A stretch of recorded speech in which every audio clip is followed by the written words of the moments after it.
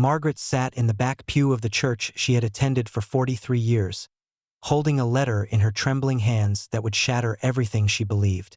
For 4 decades, this 72-year-old widow had faithfully given 10% of her modest Social Security check every month, sometimes choosing between medications and her tithe because she believed that money was feeding the hungry and building God's kingdom.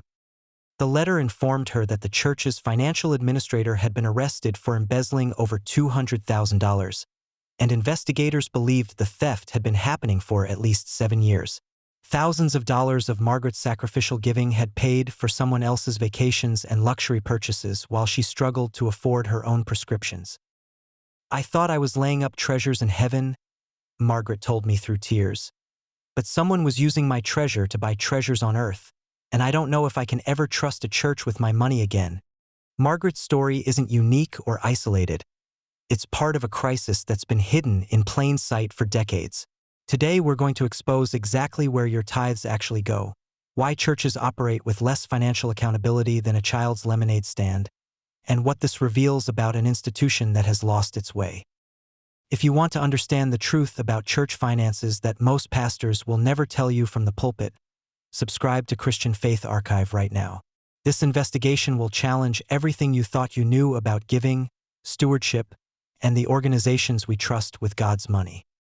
In 2024, Christian religious leaders worldwide embezzled an estimated $86 billion. Experts project that if current trends continue, fraud will cost Christian ministries $170 billion by 2050.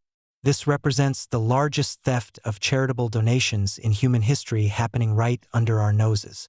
These aren't just numbers on a spreadsheet or theoretical projections. These are real dollars stolen from real congregations by real leaders who exploited positions of trust. While preaching sermons about faithfulness and sacrificial giving every Sunday morning, they were enriching themselves. In Nassau County, Florida, a church financial secretary named Melissa Gainey English allegedly embezzled more than $570,000 over 5 years. She spent church funds on Amazon purchases, SeaWorld tickets, hotel stays, a helicopter flight over the Grand Canyon, cruise lines, and concert tickets. The theft only came to light when new financial committee members noticed discrepancies. In Missouri, a church administrator named Corey Boyer allegedly stole at least $400,000 over 7 years. She used church funds to pay personal credit card bills and fund airfare for relatives, cruises, college tuition, shopping sprees, and rent. In Idaho Falls, an administrative assistant embezzled over $330,000 in just 2 years before being sentenced to prison. Internationally, the cases become even more staggering. A Catholic bishop and 5 priests in one country stole the equivalent of $608,000 to buy luxury watches, laptops, cell phones, cattle, a ranch, and even a shop selling lottery tickets. The founder of City Harvest Church siphoned off $17 million to support his wife's music career. But here's what makes this crisis even more disturbing than the sheer scale of theft. Fraud goes largely unreported in religious communities, as much as 95% of it, according to experts who study religious financial crime. The secrecy around church finances and the intense pressures that whistleblowers face keep victims silent. Churches are the only nonprofit organizations in America completely exempt from filing Form 990 public information returns. There's a massive black hole where billions of dollars flow through organizations that face less financial oversight than your local Girl Scout troop. A 2007 study by Villanova University found that 85% of Catholic dioceses had been victimized by embezzlement. A decade later, a Lifeway research survey found that 1 in 10 Protestant churches self-reported experiencing embezzlement. Those are just the cases churches admitted to knowing about, so the actual number is certainly much higher. This isn't a problem of a few bad apples. This is a systemic crisis enabled by institutional secrecy. The early Christian church described in the Book of Acts operated with radical generosity paired with radical transparency. Believers sold their possessions to meet one another's needs and laid the proceeds at the apostles' feet, in full view of the entire community. Financial giving was public, accountable, and transparent. When Ananias and Sapphira attempted to deceive the church about their financial gift, the apostle Peter confronted them. "You have not lied to men but to God," he said, and both fell down dead. This was a severe warning that financial deception in the church is serious enough to warrant divine judgment.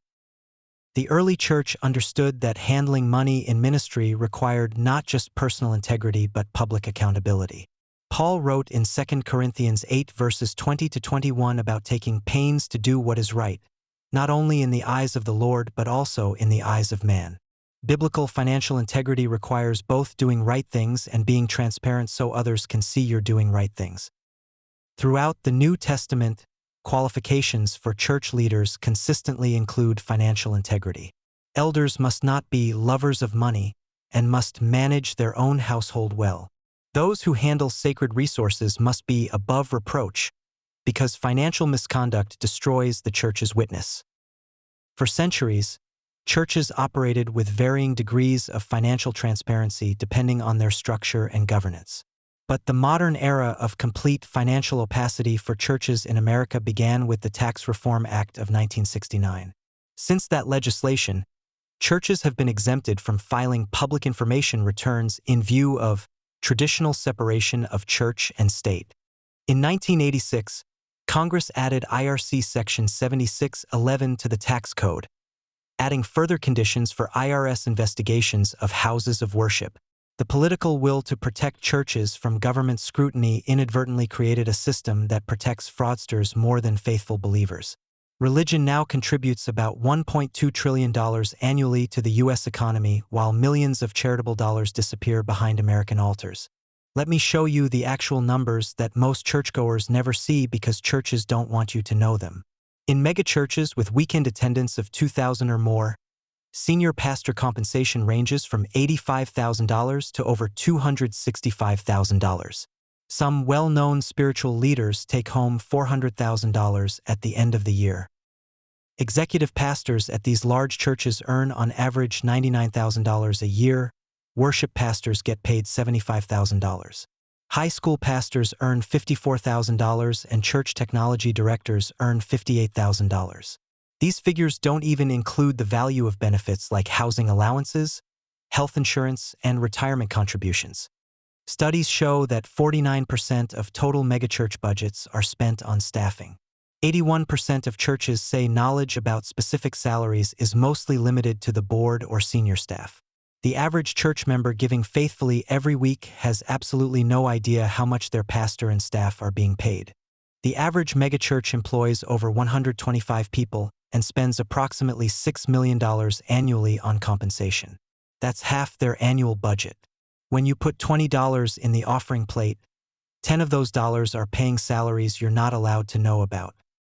Now let me be absolutely clear before anyone misunderstands. There is nothing wrong with paying pastors fair salaries for their work. 90% of full-time pastors receive paid vacation. 70% benefit from tax-free housing allowances. Pastors work long hours serving congregations faithfully and deserve appropriate compensation. The problem isn't that pastors get paid. The problem is the complete lack of transparency about how much they're paid and where church money goes. Churches are the only nonprofits exempt from public financial reporting, creating environments where financial abuse can thrive in complete darkness. Think about this for a moment. If you donate to the Red Cross, United Way, or any secular charity, you can go online right now and see their Form 990. You can see exactly how much money they raised, how much was spent on programs versus administration, and exactly how much their executives are paid. But if you donate to your church, you have zero legal right to see any of that information.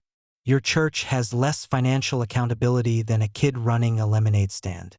At least the lemonade stand has to report income if it makes enough money, but churches operate in complete financial darkness.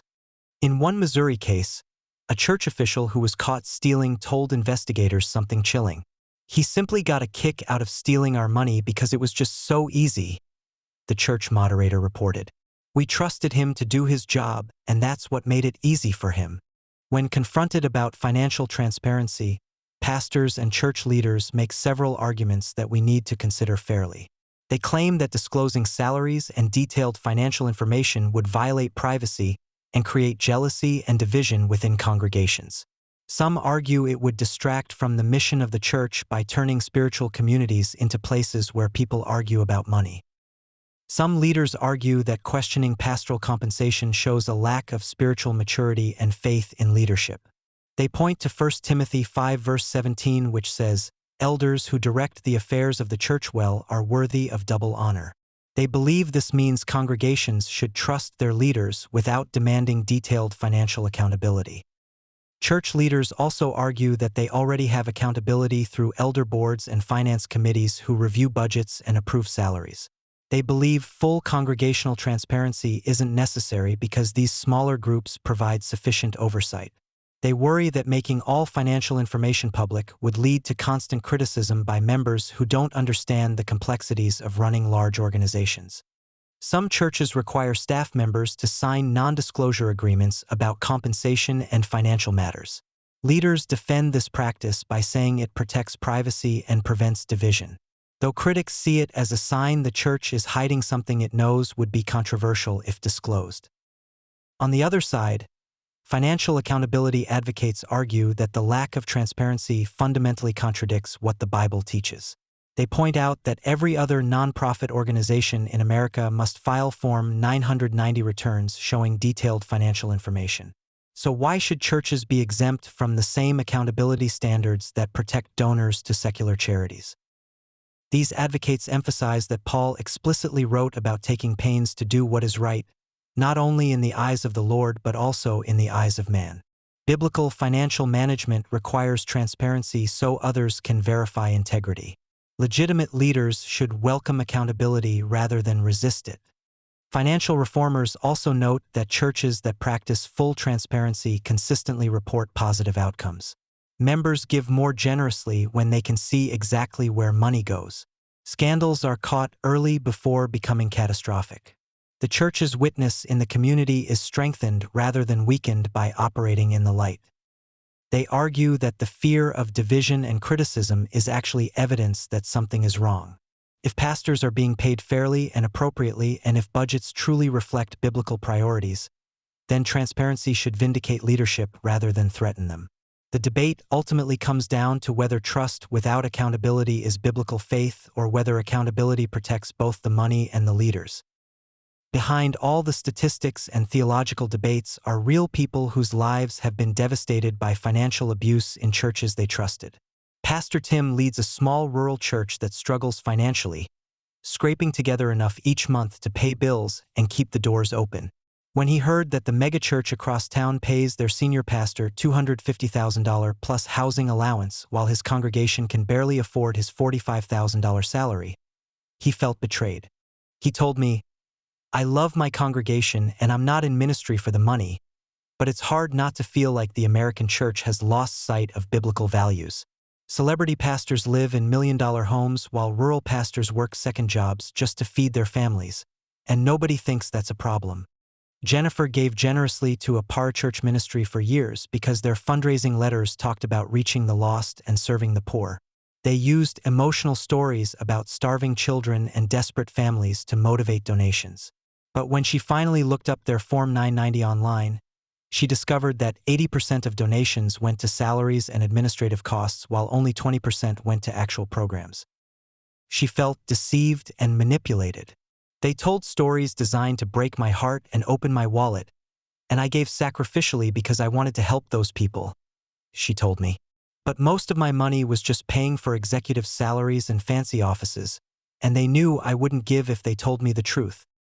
David served on his church's finance committee and tried to ask questions about the senior pastor's total compensation package. He wanted to know about salary, housing allowance, retirement contributions, and other benefits. The elder board told him those questions were inappropriate, that he needed to trust leadership without demanding details. When David persisted in asking for basic financial transparency, he was removed from the finance committee. His family was ostracized by church leadership, and they eventually left the church entirely after attending for 12 years. "I wasn't trying to cause problems or attack anyone," David told me. "I just wanted to see where our tithes were going because I believe that's basic stewardship." Rachel worked as a church bookkeeper and discovered that her senior pastor was regularly using church credit cards for personal expenses, family vacations, expensive dinners at restaurants, and shopping trips that had nothing to do with ministry. When she brought her concerns to the elder board, they told her to keep quiet because exposing the pastor would hurt the church's reputation. Rachel faced intense pressure to stay silent. She was told that she was being used by Satan to attack God's anointed. When she finally went to the authorities because the theft was so egregious, she was fired from her position, sued by the church for defamation, and blacklisted in Christian ministry circles. She told me through tears, "I did what I thought was the right thing, what the Bible commands us to do when we see wrongdoing. It destroyed my career, my reputation, and my faith in the institutional church. And the pastor who stole hundreds of thousands of dollars is still preaching at another church today like nothing ever happened." The church money crisis is reaching a tipping point where the institutional church must choose between transparency and irrelevance. Younger generations are demanding accountability and will simply stop giving to organizations they don't trust. Millennials and Gen Z have grown up in a digital age where information is freely available and organizational transparency is expected rather than optional. They're already leaving the institutional church in record numbers partly because they see the hypocrisy. Leaders preach sacrificial giving while living in luxury and refusing to disclose how donor money is actually spent. Research shows that younger Christians are increasingly directing their charitable giving toward transparent organizations with measurable impact rather than giving to traditional churches with opaque finances. Churches that refuse to adapt to expectations of financial transparency will face declining giving, shrinking attendance, and growing irrelevance. People will vote with their wallets and their feet, choosing to support ministries and organizations that operate in the light. We're already seeing the beginning of this shift with the rise of online giving platforms that allow donors to designate gifts for specific purposes. The growth of direct-to-missionary support that bypasses denominational structures is accelerating. The explosion of independent ministries that publish detailed financial reports showing exactly how donations translate into ministry impact is changing the landscape. The churches that will thrive in the coming decades are those that embrace radical financial transparency. At the same time, we should expect that the embezzlement crisis will get worse before it gets better. The combination of massive sums of money flowing through churches, minimal oversight and accountability, and a culture that pressures victims to stay silent creates perfect conditions for fraud. The $86 billion embezzled in 2024 will likely grow to the projected $170 billion by 2050 unless systemic reforms are implemented.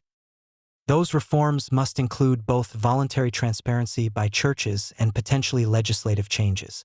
Some states are already considering legislation that would require churches receiving government funds to file public financial reports. While such proposals face opposition from religious freedom advocates, the scale of fraud may eventually force legal reforms that balance religious liberty with donor protection. The future of church finances will likely involve a bifurcation. Some churches will choose full transparency and accountability while others double down on secrecy and eventually fade into irrelevance or scandal. Individual Christians will need to become much more sophisticated about researching organizations before giving, asking hard questions, and being willing to redirect their giving when churches refuse to provide basic accountability. The crisis also presents an opportunity for the church to return to biblical principles of financial integrity, to recover the early church's model of radical generosity paired with radical transparency, to demonstrate that Christian organizations should be leading the way in ethical financial management rather than lagging behind secular nonprofits in accountability and stewardship. American churches handle billions of dollars every year given sacrificially by faithful believers who trust that their tithes are being used to advance God's kingdom. They believe their money is feeding the hungry, supporting the vulnerable, and spreading the gospel to a world that desperately needs hope. But the reality we've exposed today is that churches operate with less financial oversight than any other nonprofit sector in America. They create environments where embezzlement flourishes, where leaders can enrich themselves with minimal risk of discovery, and where the sacred trust between givers and institutions is routinely betrayed. The $86 billion embezzled by Christian leaders in 2024 represents real money stolen from real people who gave out of obedience to God. Every dollar embezzled is a dollar that didn't feed a hungry child, support a missionary, or meet a genuine need. This isn't just a financial crisis. It's a spiritual crisis that strikes at the heart of what it means to be the church. Jesus said in Matthew 6 verse 21, "Where your treasure is, there your heart will be also." If the treasure is hidden in darkness with no accountability or transparency, we have to ask what that reveals about the heart of the institution. The early church was marked by radical generosity, but that generosity was paired with radical transparency where funds were laid in full view of the community. We've somehow created a system where asking questions about church finances is treated as unspiritual or divisive. Meanwhile, hiding financial information is treated as normal and acceptable. That's completely backwards from what the Bible teaches about leadership, stewardship, and accountability in handling sacred resources. The path forward requires courage from both church leaders and church members. Leaders must choose transparency even when it's uncomfortable, even when it means disclosing salaries they know will seem excessive, and even when it means admitting that spending priorities haven't reflected biblical values. Members must ask hard questions, demand accountability, and be willing to redirect their giving when churches refuse to operate with integrity. This isn't about attacking faithful pastors who serve sacrificially. This is about ensuring that the organizations we trust with God's resources actually use them faithfully. The question each of us must answer is whether we will continue to give blindly to institutions that refuse accountability, or whether we will demand the transparency that protects both the resources and the mission we claim to care about.